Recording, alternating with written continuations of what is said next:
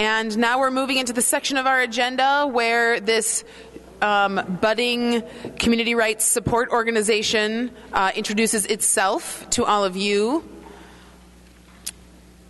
Again, my name's Layla Johnson, and I'm going to do my best to give a brief description of who we are and what we're doing. And then these folks are going to have a couple minutes to introduce themselves in relationship to their work with the group. So we're all complicated, and we could all go on and on about who we are and what we've done, but I'm interested in you guys understanding what skills people are bringing to this organization and what they hope to share with all of you. So here we are. Paul invited the four of us and three others to Minneapolis to have a weekend workshop or a weekend retreat, planning and dreaming and imagining what we would do as a support organization. And the number one thing that came out was, we really want to serve the people who are doing this amazing work on the ground in their communities, and we want to be extremely responsive to the needs of local communities and really listen carefully and really foster a sense of ownership of the movement among the people in each individual's community. I don't know how to say it other than that we really want you to own the work that you're doing, and we want to create tools that help you move into that ownership and move into that leadership so that it looks like we're not even doing anything. I'm going to turn it over to then each individual person to describe what they're doing in this organization and their role, giving a sort of disclaimer that we met for 3 days. That's not nearly enough time to cross all the T's and dot all the I's and stamp the official papers. So we're still growing it. We're still evolving it. You're seeing it very new and not yet coalesced. So it's exciting for everyone. Well, sure. I'll introduce myself again. I'm Layla Johnson.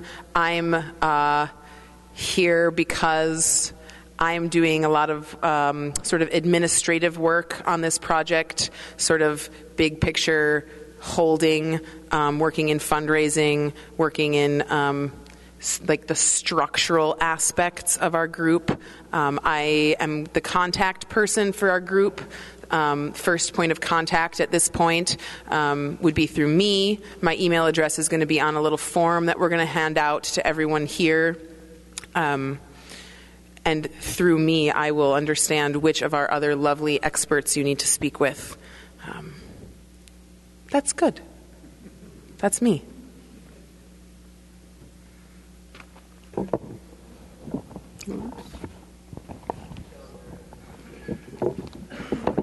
one. Okay, is this good? Hello, my name is Jane Ann Morris, and thank you. First,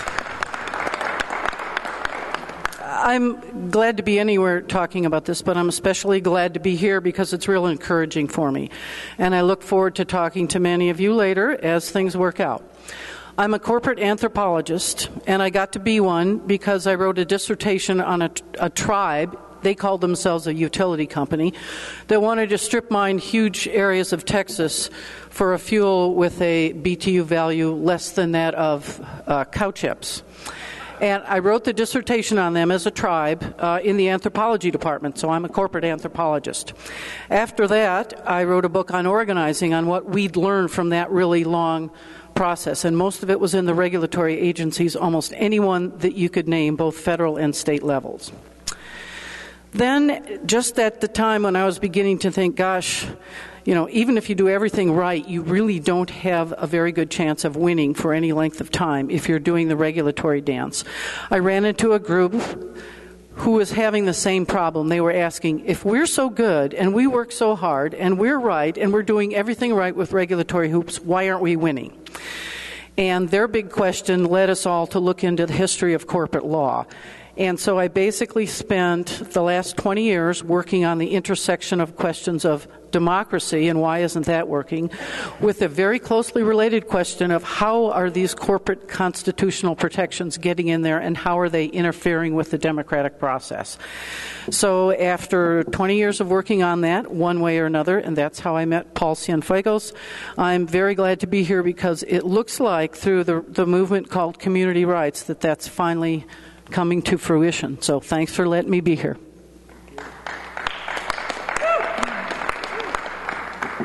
Hello. I'm going to make this go up again. Okay. My name's Malia Burkhart. Hey. Let's see. I live in Minneapolis, Minnesota, and you might have seen me last year presenting a street theater production called What the Frack that I was doing with Evie Barr and some other amazing creative people, which is part of how I got involved. So our organization was able to outline a few mapping of, like, we go to a community, we spark, like we're like, this is an idea of how we approach it, which is what Paul does, or we sow a seed, right? And then it's the development period that we're seeing the support of, and so that includes outreach.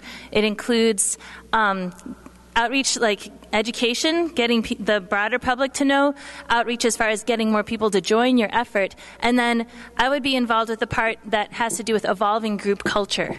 There's it's a long-term venture, right, to develop an ordinance, which would be the third step, and then how do you handle challenges would be the last step, the plan for that. So the development phase, right, is like a plant growing, and so a lot of conflicts arise between groups, dynamics like sexism and racism and other ageism or insider-outsiderism, all these schisms, right, divisions. And then so I started working with a group called Training for Change. They do trainings using direct education. It's kind of a fun, game-based method for getting the dynamics that are happening within your group out on the table so you can talk about them. So you have an experience together and you can talk about it right away. And that's just one of the tools that they use for helping groups to kind of work out the stuff that's in the room, but no one knows how to talk about it. And so I would be helping people learn how to lead those activities. So that's me.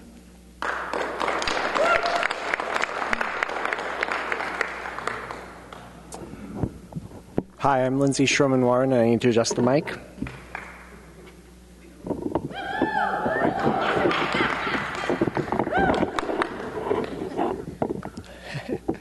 So, there's another ism that we need to address within this movement and within our larger society, which is expertism.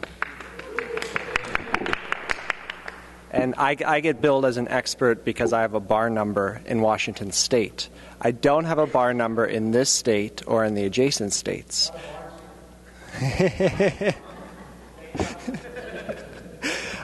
Which is something that we as a movement need to address. This movement is not led by lawyers. It can't be led by lawyers if it's going to win.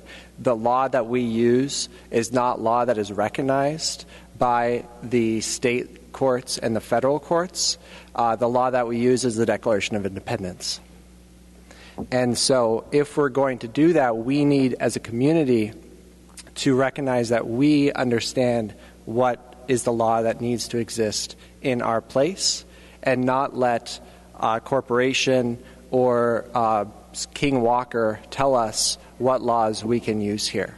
So to continue that story that Malia started about sowing seeds of change, those germinate, they grow, they bear fruit. What happens often is a corporation will come in and say, you know, those seeds that you've grown, you started growing them on our property. And so you don't get to enjoy that fruit. You don't get to, as a community, decide what you're going to live as. So that's something I've been working on for the last 2 years as an attorney, dealing with the corporations when they come in and tell us that we can't make laws in our own community. I'm very honored to be able to do this work, and I'm excited to continue it in new ways with communities here. So I've really enjoyed meeting many people in the room over the last week. Paul and I went on a little road trip through 4 different communities. And, we actually had a little stop in another community, too, and got muffins in the morning. But most of my time is spent sitting in front of my desk, reading law, doing research, and writing and attempting to defend the community bills of rights. So we've been doing a lot of brainstorming about organizing and that legal defense and how those things fit together and where we're really going in this movement. So I look forward to continuing that conversation with everybody here.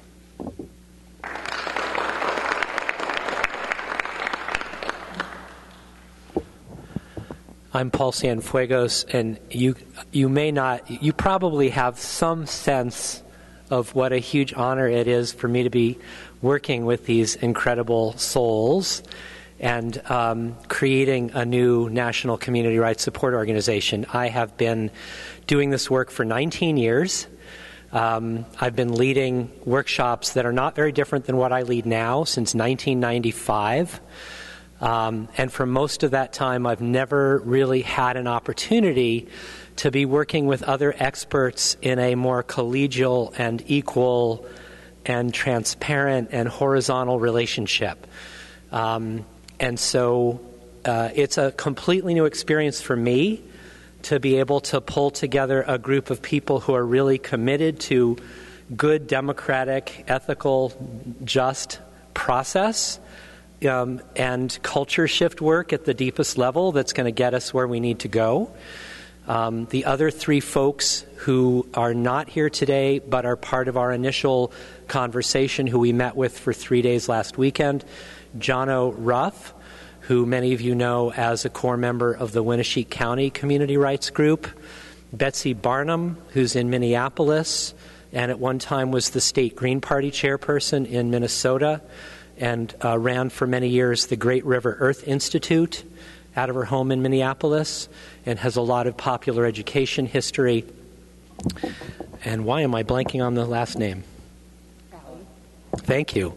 And Allie Boker, who is from Mendocino County, California, and is one of the most amazing 20-something sparks in this national movement. She's one of the leaders of the first community rights ordinance campaign that's passed in California in Mendocino County last November.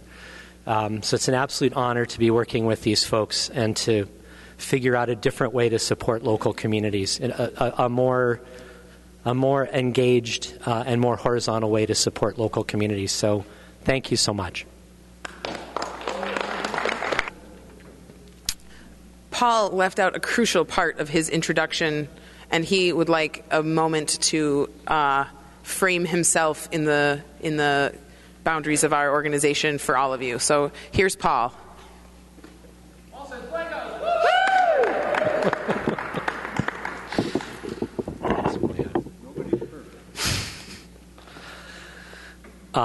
In a way, it's almost not essential to say it, but I did forget to say it. And that is, you already know what my role has been, and that's the role that I absolutely love playing. It's to spark new communities. It's to sow seeds in new places and get folks excited about this paradigm-shifting work and help people to start working through their own colonized minds to realize that there is a structure of law here that's a problem. It is worth looking at. It is something we can deal with. There might actually be some hopefulness attached to that process. And I see my work really as dropping pebbles in ponds. That's what I do all over the United States. And a surprising number of those pebbles have impact. And now I have a group to turn those pebbled organizations over to. Yay.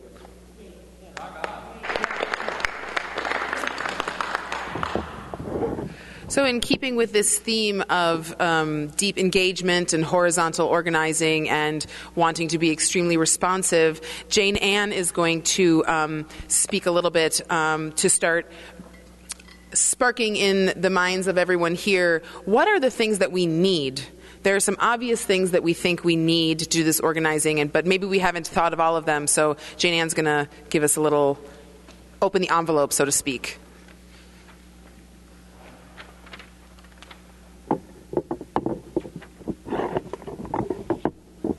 Thanks again. First thing, I want to get this out of the way. I'm holding in my hands a list of the 137 steps which you must follow in order to have a successful community rights campaign. You may make no substitutions, you can't skip any steps, and you can't bring anything in from outside, okay? Now I want to make it completely clear what our perspective is on this, okay? So that's my first point. If I could only make one, that's it. That said, my job here is to spend a few minutes trying to get you thinking of things you really would like help or support on. So I'm just going to run through some stuff. Do you have a 30-second version of your speech? Does it work? Have you shared that with other members of your group? Do you have a 3-minute version? Does it work? Have you shared it? Do you have like a 10-minute version? Okay, if you get 10 minutes at a neighborhood group meeting, for example. So if you have those versions that work, share them with each other. Maybe they don't work. Talk about that too. If you do use these versions and someone responds to you, what do they say? What are the first comments they make? Are you keeping track of that?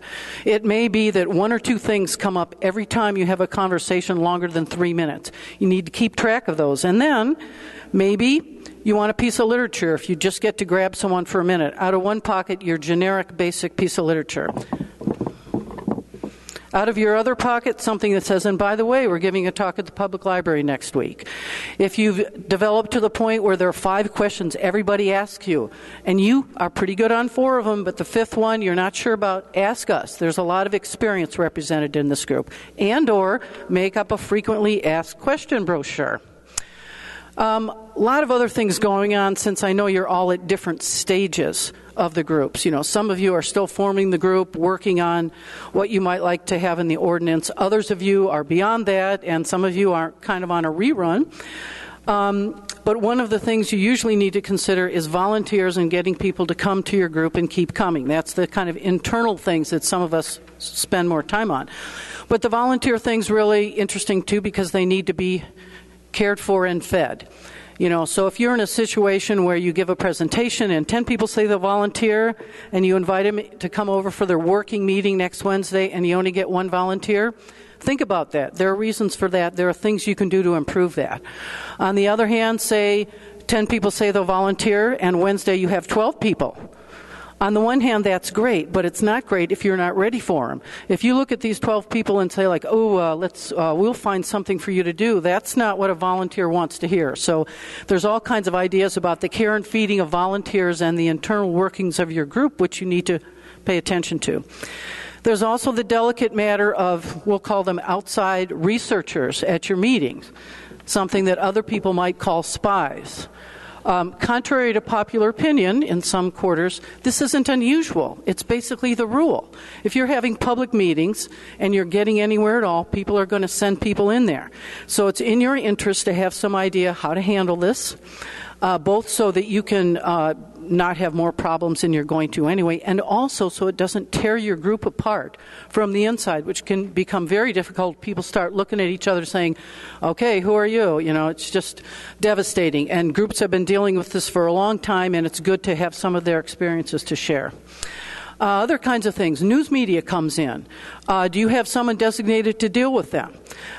They are trained to take you by surprise, you know, to get you to say something on the phone when they just called you that you will later regret. So you want to have a process of who handles these things, how you make decisions within your group as to how you're going to respond, and then make sure, you know, it doesn't have to be strict, but you have to understand what it is so you don't end up with 3 people saying different things to a news person who's going to blare it all over the news media. And it's always going to be the thing you wish you didn't say. Negotiations. There are all kinds of negotiations involved in this. Some maybe later in the process, but some that your neighbors have already undergone. Now, people who do negotiations, they go to school for this. They specialize in this. Then often they get law degrees and they go to law firms. So when the negotiations are happening with your group about the ordinance, about land leases and other kinds of special agreements, these people have devoted their entire lives to figuring out how to negotiate, okay? They have all kinds of tips and tricks which are perfectly public knowledge, but most people don't know them. And if you don't know they're coming, they can work on you the first time around and you can make some terrible mistakes. So there are people here who have experience with that and know some of the basic tips because if you know what's coming, you'll be able to handle it much better. In my final minute, I would like to say those are just some ideas of what you may be thinking about. Does anybody here want to raise a hand and just name some obstacle or problem or challenge that hasn't come up yet? Just give us some ideas for everyone to think about.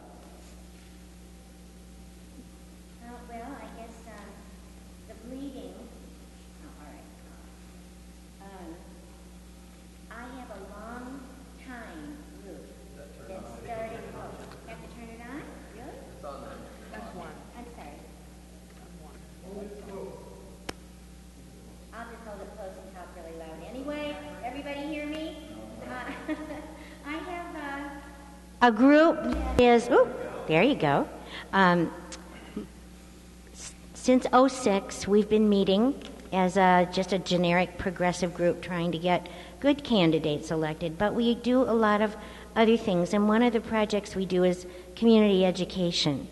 Meanwhile, when elections come up, there are people that fill the empty spaces in our group, and they pull people away from our group to do a lot of legwork. Okay, let me summarize this, Sure. and let's give one other person a chance. Okay. Prioritizing within a group and having the discipline to focus on what you've prioritized? Right. Okay, anyone else? One or two people quickly want to just raise a problem or challenge that hasn't come up yet? In the anti-frac sand mining group that I came from, I experienced what somebody brought up, ageism/sexism, and you had talked about how to talk those issues out, and I would like it if our newly forming CR group could have that at the forefront of our minds as we move forward, so we know how to create an atmosphere that is perhaps more free of that. That's great, thank you. One more, and then the next person will start up here. How do we even get them engaged? They don't come, they don't care, they want to bury their head in the sand. The community. Awesome. So this is a great segue into our next we're going to spend the next 20 minutes. Malia here has printed out some awesome forms that she's going to introduce, and then everyone's going to get one. She's going to pass them out now, and you'll be able to fill this out with some of the things that you didn't get a chance to say during that really brief 2-minute shout out. Here's Malia. So we know that we're all excited to see each other, and probably over lunch we're going to be too busy focusing in on each other and talking. So we wanted to give just a few minutes for everyone to just sit quietly and be with your own thoughts and write down. We are here for you, like we said, and we're in a phase of developing. And we really want to make sure that what we're developing is something you actually want and need. Just these questions. What problems or barriers come up most often in your community rights organizing? And what do you most want and need from a community rights support organization? In addition, we just want your permission to contact you or not about these responses that you're giving, whether or not you want to be on a contact list. And then it's kind of a startup thing with very little funding. We're looking for support, and it could be either people you know or yourself for some of these skills are specific ones that we're seeking. So maybe you know someone with just loves doing website design, or can offer loves doing Twitter or things like that. And then just note at the bottom is the contact information for Layla. So if you have further thoughts about this that you'd like to share with us, make sure you copy that before you turn this in. Thank you. 15 minutes. Let's take 10. 10. We'll take 10 minutes. 10 minutes. And then we have a fun activity.